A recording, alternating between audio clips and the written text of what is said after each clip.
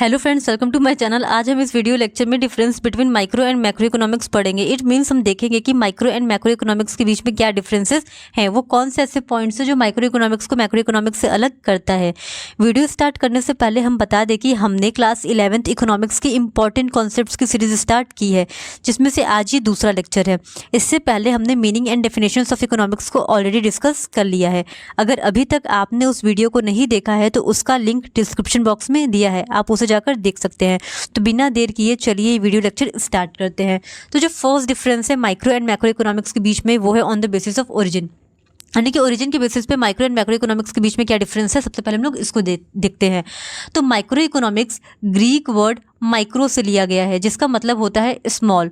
वहीं macro economics Greek word macro से लिया गया है, जिसका मतलब होता है लार्ज। यहाँ पे ये ध्यान देने वाली बात है कि चाहे माइक्रो इकोनॉमिक्स हो चाहे मैक्रो इकोनॉमिक्स हो, दोनों ही ग्रीक लैंग्वेज से लिया गया है। बस माइक्रो माइक्रो से लिया गया है और मैक्रो मैक्रो से लिया गया है। जहाँ माइक्रो का मतलब स्मॉल होता है, वहीं मैक्रोस का मतलब लार्ज होता है। अब जो नेक्स्ट डिफरेंस है वो है on the basis of tools. तो माइक्रो इकोनॉमिक्स का मेन टूल होता है डिमांड एंड सप्लाई, जिसको कि इंडिविजुअल डिमांड या इंडिविजुअल सप्लाई भी हम लोग बोलते हैं। तो डिमांड सप्लाई टूल ये क्या है? तो जब भी हम लोग माइक्रो इकोनॉमिक्स में दो वेरिएबल्स के बीच में रिलेशंस को स्टैब्लिश करेंगे तो उसमें हम लोग इंडिविजुअल डिमांड और इंडिविजुअल सप्लाई का यूज़ करेंगे। जबकि जब हम लोग मैक्रो इकोनॉमिक्स में दो वेरिएबल्स के बीच में रिलेशंस को स्टैब्लिश करेंगे तो उसमें यूज़ करते हैं हम लोग एग्रीगेट डिमांड और एग्रीगेट सप्लाई का। अब एग्रीगेट डिमांड और एग्रीगेट सप्लाई क्या होता है? तो फिलहाल के लिए हम लोग ये अज्यूम कर लेते हैं कि एग्रीगेट मतलब होता है टोटल। वैसे आगे एक चैप्टर है जिसमें हम लोगों को एग्रीगेट डिमांड और एग्रीगेट सप्लाई के बारे में डिटेल में पढ़ना है, तो हम लोग यहाँ पे उसको डिस्कस नहीं कर रहे हैं। अभी एग्रीगेट मतलब टोटल को ही मान के चलते हैं। तो ये तुमने देख लिया कि माइक्रो इकोनॉमिक्स का मेन टूल होता है डिमांड और सप्लाई, और मैक्रो इकोनॉमिक्स का मेन टूल होता है एग्रीगेट डिमांड और एग्रीगेट सप्लाई, यानी कि पूरी इकोनॉमी में कितना डिमांड हो रहा है, पूरी इकोनॉमी में कितना सप्लाई हो रहा है। हम लोग इसके थ्रू दो वेरिएबल्स के बीच में रिलेशंस को स्टैब्लिश करेंगे मैक्रो इकोनॉमिक्स में। अब जो नेक्स्ट डिफरेंस है वो है on the basis of assumptions. तो अजम्पशंस के बेसिस पे कैसे माइक्रो इकोनॉमिक्स मैक्रो इकोनॉमिक्स से अलग है, पहले ये देख लेते हैं। तो जब भी हम लोग माइक्रो इकोनॉमिक्स को पढ़ेंगे तो माइक्रो इकोनॉमिक्स को पढ़ते हुए मैक्रो इकोनॉमिक्स के वेरिएबल को कांस्टेंट मान लिया जाता है। ये मान लिया जाता है कि मैक्रो इकोनॉमिक्स के जितने भी वेरिएबल्स हैं वो उनमें कोई भी चेंजेस नहीं होंगे। फॉर एन एग्जाम्पल हम लोग फर्म के बारे में मान लेते हैं कि स्टडी कर रहे हैं कि फर्म कैसे बिहेव कर रही है, तो हमको पता है कि फर्म माइक्रो इकोनॉमिक्स के अंदर आता है। तो जब हम लोग फर्म के बारे में पढ़ेंगे तो हम लोग इंडस्ट्री के बिहेवियर को कांस्टेंट मान लेंगे कि इंडस्ट्री अपने बिहेवियर में कोई भी चेंजेस नहीं कर रही है, नेशनल इनकम में कोई भी चेंजेस नहीं हो रहा है, एम्प्लॉयमेंट रेट में कोई भी चेंजेस नहीं हो रहा है, क्योंकि ये सारी ही चीज़ें मैक्रो इकोनॉमिक्स के वेरिएबल होते हैं। तो माइक्रो को पढ़ते हुए मैक्रो के वेरिएबल को कांस्टेंट मान लिया जाता है। सेम इसी तरह जब हम लोग मैक्रो इकोनॉमिक्स को पढ़ते हैं तो उस टाइम माइक्रो इकोनॉमिक्स के वेरिएबल्स को कांस्टेंट मान लेते हैं। ये मान लेते हैं कि माइक्रो इकोनॉमिक्स के जो भी वेरिएबल्स होंगे उनमें कोई भी चेंजेस नहीं होंगे। अब यहाँ पे हम लोग इंडस्ट्री के बारे में अगर पढ़ेंगे तो हम लोग फर्म के बिहेवियर को कांस्टेंट मान लेंगे। ये मान लेंगे कि फर्म अपने बिहेवियर में कोई भी चेंजेस नहीं कर रही है, पर कैपिटा इनकम में कोई भी चेंजेस नहीं हो रहा है, इंडिविजुअल डिमांड इंडिविजुअल सप्लाई में कोई भी चेंजेस नहीं हो रहा है, क्योंकि ये तीनों ही चीज़ें माइक्रो इकोनॉमिक्स के वेरिएबल हैं। तो माइक्रो को पढ़ते हुए मैक्रो को और मैक्रो को पढ़ते हुए माइक्रो के वेरिएबल्स को कांस्टेंट मान लिया जाता है। फिर जो नेक्स्ट डिफरेंस है वो है on the basis of scope. तो माइक्रो इकोनॉमिक्स में पूरी इकोनॉमी के किसी एक पर्टिकुलर मार्केट सेगमेंट का स्टडी करते हैं। अब इसका क्या मतलब है? इसका मतलब ये है कि हमको ये पता है कि इकोनॉमी एक बहुत बड़ा एरिया होता है और इकोनॉमी के कई छोटे छोटे क्या होते हैं, सेगमेंट्स होते हैं।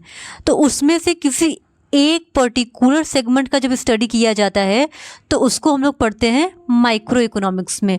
वहीं जब हम लोग पूरे की पूरी इकोनॉमी का ही स्टडी करते हैं तो उसको हम लोग पढ़ते हैं मैक्रो में। इट मीन्स माइक्रो में इकोनॉमी को कई छोटे छोटे टुकड़ों में, कई छोटे छोटे सेगमेंट्स में बांट के स्टडी करते हैं, और मैक्रो में पूरी की पूरी इकोनॉमी को ही एक सिंगल यूनिट की तरह ट्रीट किया जाता है। फिर next difference on the basis of names. तो माइक्रो इकोनॉमिक्स को प्राइस थियरी के नाम से भी जाना जाता है और मैक्रो इकोनॉमिक्स को इनकम एंड एम्प्लॉयमेंट थियरी के नाम से भी जाना जाता है। अब ऐसा क्यों है?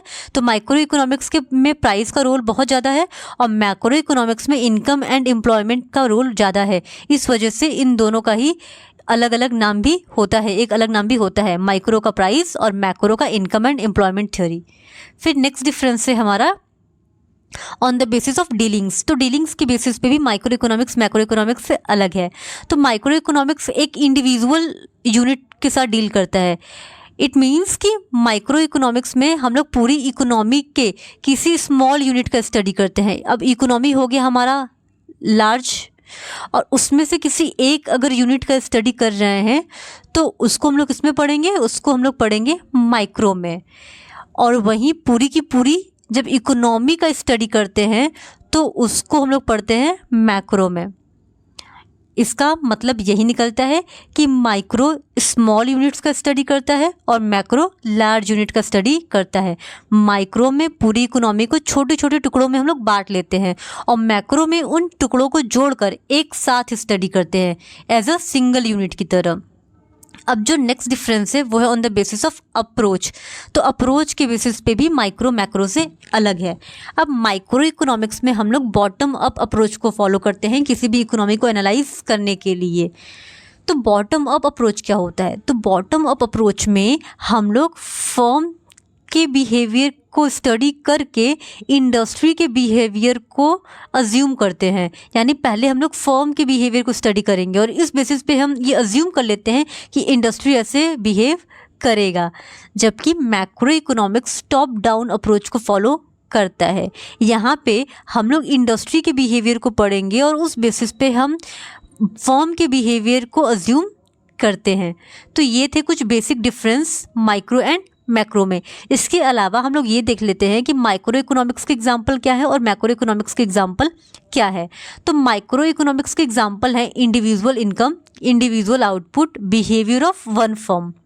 वहीं मैक्रो इकोनॉमिक्स का एग्जाम्पल है national income, national output, employment, aggregate demand और एग्रीगेट सप्लाई। अब इन एग्जांपल्स को देख के भी साफ साफ पता चल जा रहा है कि माइक्रो इकोनॉमिक्स स्मॉल यूनिट के साथ डील करता है और मैक्रो इकोनॉमिक्स लार्ज यूनिट के साथ डील करता है। क्योंकि इंडिविजुअल इनकम यानी एक पर्सन का इनकम कितना है, इंडिविजुअल डिमांड मतलब इंडिविजुअल आउटपुट मतलब एक प्रोड्यूसर कितना प्रोड्यूस कर रहा है, बिहेवियर ऑफ वन फर्म मतलब एक फर्म का बिहेवियर, क्योंकि कई फर्म्स मिलके इंडस्ट्री बनाते हैं तो इंडस्ट्री के कंपेयर में फर्म एक स्मॉल यूनिट होता है। वहीं मैक्रो में हम लोग पूरी की पूरी नेशन के इनकम के बारे में पढ़ते हैं, नेशनल इनकम के बारे में पढ़ते हैं, पूरी की पूरी इकोनॉमी में कितना आउटपुट हो रहा है, कितना प्रोडक्शन हो रहा है, इसके बारे में पढ़ते हैं। पूरी इकोनॉमी का एम्प्लॉयमेंट लेवल क्या है, कितने लोगों के पास रोजगार है, कितने लोगों के पास रोजगार नहीं है, इसका स्टडी करते हैं। पूरी इकोनॉमी का क्या डिमांड है, पूरी इकोनॉमी का क्या सप्लाई है, इसका स्टडी करते हैं। तो एग्जाम्पल्स देख कर भी एकदम क्लियर हो जाता है कि इन दोनों के बीच में डिफरेंस क्या है। अब माइक्रो एंड मैक्रो इकोनॉमिक्स के बारे में कुछ इंपॉर्टेंट पॉइंट्स से हम लोग उसको भी जान लेते हैं। तो सबसे पहली बार micro and macro economics term का यूज़ किया था रैगनर फ्रिश ने, जो कि कब किया था? 1993 में। इन्होंने ही सबसे पहली बार माइक्रो एंड मैक्रो शब्द का यूज़ किया था। लेकिन फादर ऑफ माइक्रो इकोनॉमिक्स कहे जाते हैं एडम स्मिथ और फादर ऑफ मैक्रो इकोनॉमिक्स कहे जाते हैं जॉन मिनार्ड किन्स। हमने कल के लेक्चर में ऑलरेडी देख लिया है कि एडम स्मिथ को फादर ऑफ इकोनॉमिक्स भी कहा जाता है, यानी कि Adam Smith father of economics के साथ साथ फादर ऑफ माइक्रो इकोनॉमिक्स भी हैं और जॉन मिनार्ड किन्स जो हैं वो फादर ऑफ मैक्रो इकोनॉमिक्स कहे जाते हैं। तो ये थे कुछ differences micro and macro economics के बीच में और इसके साथ ही साथ हमने कुछ इंपॉर्टेंट पॉइंट्स भी देखा माइक्रो एंड मैक्रो इकोनॉमिक्स के बारे में। तो आज के लिए बस इतना ही। आई होप आपको ये वीडियो लेक्चर पसंद आया होगा। अगर आपको ये वीडियो लेक्चर पसंद आता है तो please like, share and subscribe to my channel. Thank you very much.